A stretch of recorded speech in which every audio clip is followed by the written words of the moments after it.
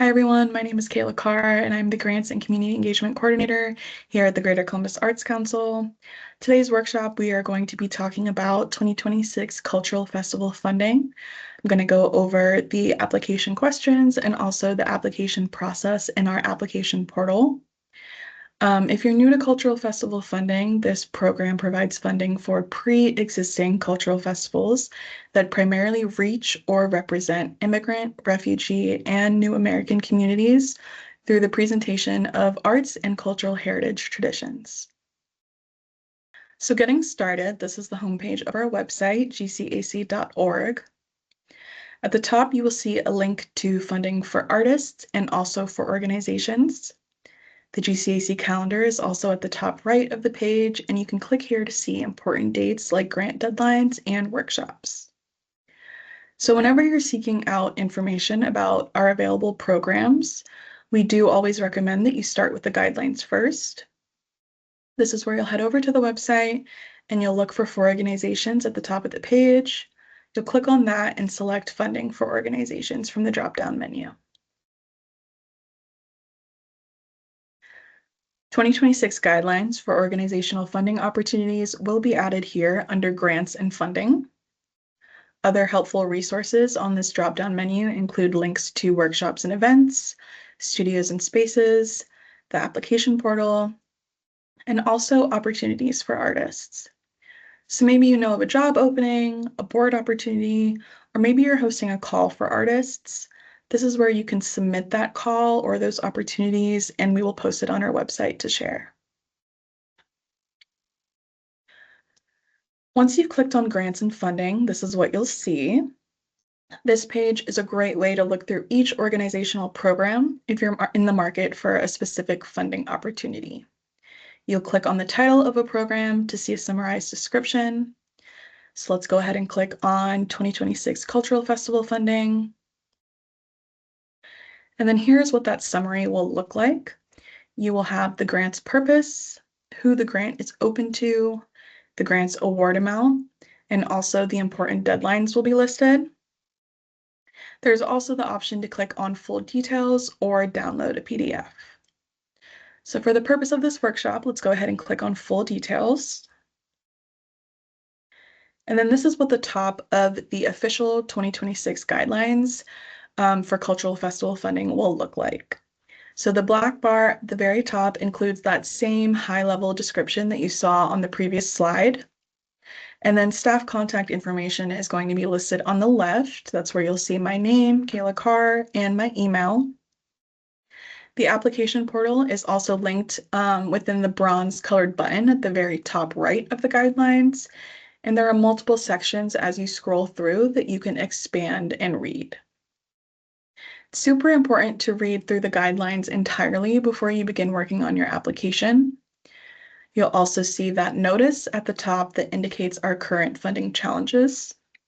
Essentially, for 2026, GCAC is taking a conservative approach to its funding and operations to help mitigate the uncertainties our community is feeling due to changing economic factors. Grant amounts for this year will be lower than last year, with the Cultural Festival Award amount being $3,500 flat. While we have had to narrow eligibility for most of our grant programs, cultural festival funding remains open to eligible festivals that are taking place in Franklin County. So let's move on to eligibility. This is who can apply for cultural festival funding. This grant is actually open to all, whether you're an individual, a business, or a nonprofit organization. Because it's the festival itself that we will verify eligibility for. So the folks organizing it can be from any of those three categories. Festivals must also be led by and serve immigrant, refugee, and new American communities. Kindly note that this program is not for general community initiatives. It should be specifically tailored to these experiences of those communities mentioned. So festival programming may reflect customs and art forms that are passed down through generations. They may include traditional music, dance, food, and/or crafts. Festivals might honor symbolic and/or ritualistic ceremonies, and they might observe natural events with cultural significance. While many events include some cultural aspects, their main focus must be centered on preserving or immersing people in the arts and cultural heritage. An ineligible event would look like an exhibition or a performance that's unrelated to a festival entirely, or maybe an event with a focus on competition or an award show, fundraising, or promoting a specific cause.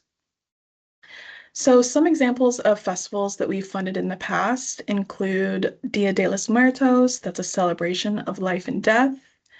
We've also funded the Nigerian arts and cultural celebrations, as well as the Ngaza Kenyan Festival, the Asian Festival, and also the Garba and Dandia Festival in 2025, among others. But those are just some examples of festivals that have been eligible. So continuing with eligibility, it is super important to note that not everything is going to fit into cultural festival funding criteria. Eligible cultural festivals should aim to preserve, celebrate, and share the unique practices, traditions, and values that embrace one's cultural heritage.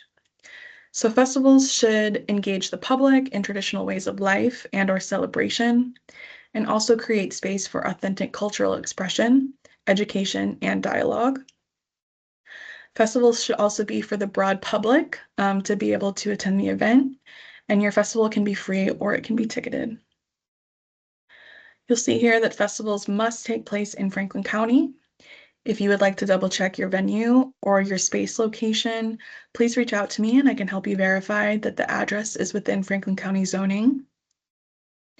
Your festival should also be pre-existing, meaning that it must have taken place at least once before in the past. So if your website or your application is not super clear on this, I may have to ask for more information or for documentation of a past festival. Newly created festivals are not eligible. And additionally, solely food and/or beverage festivals are not eligible. Festivals should incorporate some sort of arts and cultural programming, and food can obviously be an addition. Here are the important dates for this program. We started accepting applications on January 26th. It is January 30th as I'm recording this. Applications are going to be accepted on a rolling basis until November 13th, 2026 at 5 p.m. And we specify the 5 p.m. deadline because that's when staff is off and won't be able to assist you with any technical help that you may need. So for example, if your event is on September 19th, then we must have an application from you at least 30 days prior. This is simply to allow for eligibility review and also payment processing time, which, like I mentioned earlier, can take up to 4 weeks. So please plan ahead when submitting your applications. Now we're going to move on to the application process. This is Smart Simple. This is our application portal, and you can find it at gcac.smartsimple.com. Or if you're coming from our website, the application portal is typically linked within a bronze-colored button that's embedded at the top right of the guidelines. If you've applied for cultural festival funding in 2025 or maybe another grant program in the past, you should already have a login for the system. But if you're unsure, you can just ask, and you can also reset your password by clicking on Forgot Password. It will then prompt a reset link to your email address on file. If you're totally new to getting funding from us, you can click Register here to the right of this page. Clicking on Register here, it will ask if you're an individual artist or a business or a nonprofit organization. Again, please note that cultural festival funding accepts applications from all 3 of those, as it's the festival itself that we will be verifying eligibility for. Let's pretend that you clicked on nonprofit organization. And if you select that, you will need to search the IRS database using your EIN and organization name. And if you run into any errors while registering, like let's say you're a new nonprofit and you are not yet populating in the IRS database, just go ahead and reach out to me and I will try and find a workaround for you. Once logged in, this is what your dashboard will look like. It is much easier to navigate the system on a desktop or laptop computer rather than by tablet or by mobile device. We have a computer lab here in the office that you can utilize if needed, and we just ask that you reach out and set up an appointment so we can reserve this resource for you, as it is first come, first served, and we want to make sure that staff has the capacity to assist you that day. When you're logged into the dashboard, if the left-hand side says profile requires updating, this is where you will need to ensure that your profile information is updated, because that's how we get in touch with you. It's how we put together press releases and more. It's super important that this information is updated as things change within your organization as well. So circled there on the left, that's updating your personal profile. And then to the right of that, you can update your organization's profile. And if you have multiple people from your organization in the system that are going to be accessing your application, it's super important that each individual has their own login. Any open grant and funding opportunities will be found next to the acorn icon circled on the right. Cultural festival funding is invite only, so the application won't actually be visible to you in the portal until I have pre-approved your eligibility via email. Application questions, must be submitted to me first via email, just so we can verify that it's an eligible festival. And then you'll be able to see the application in Smart Simple once we've approved that. So once we click on grant and funding opportunities, if you're pre-approved, you will see this under grant and fellowship opportunities. It is listed with the official program deadline of November 13th and also a link to the guidelines. Go ahead and click on Apply Now to start the application. If you happen to receive this alert, it's typically because you have already started a cultural festival funding application. The system will allow for you to start a second one. So in this case, you're just going to click on OK, and you're going to scroll down to where it says Applications/Forms in Progress. Underneath Applications and Forms in Progress, you will see your application that is currently in draft status. This is where you'll click Open and you'll continue working on the application. As you work, please be sure to click on Save Draft as you fill out each tab. This just ensures that your progress is being saved, but you can also work in a Word document elsewhere and copy and paste your answers into the system.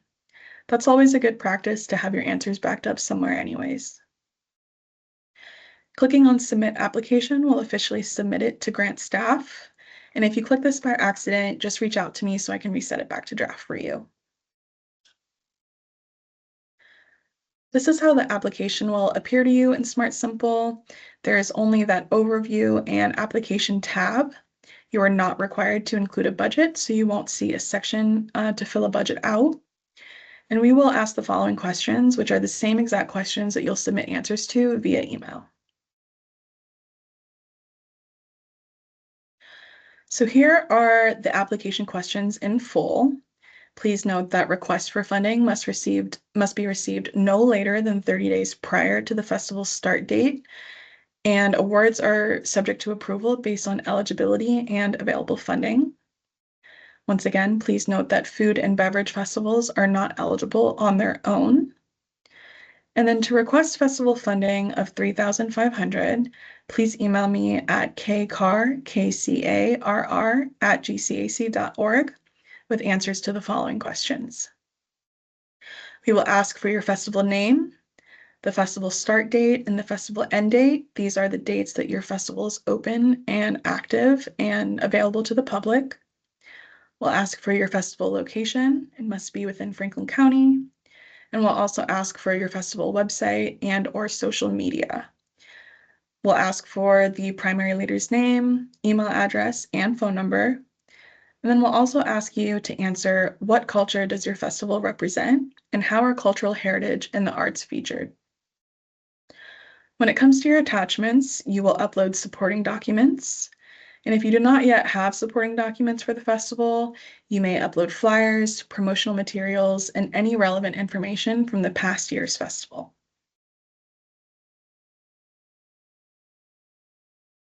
On the left-hand side of the application in Smart Simple, you can click on Notes.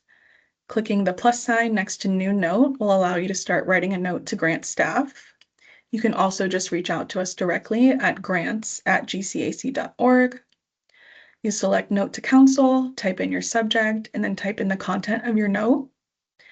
And when you're ready, be sure to click on Save so that it comes to the team internally. After you submitted your application, it will go through an initial review process. This is when GCAC staff, me, will review to verify eligibility of the festival. If you're eligible, you will then be invited to apply through the application portal.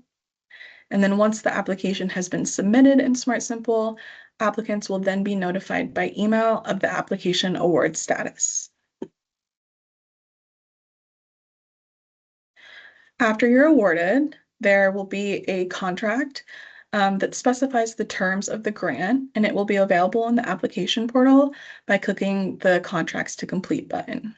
So once you're approved, to the right of that arrow where you see the 0, there will actually be a 1 there, and that just lets you know that there's a contract in there waiting on you to sign.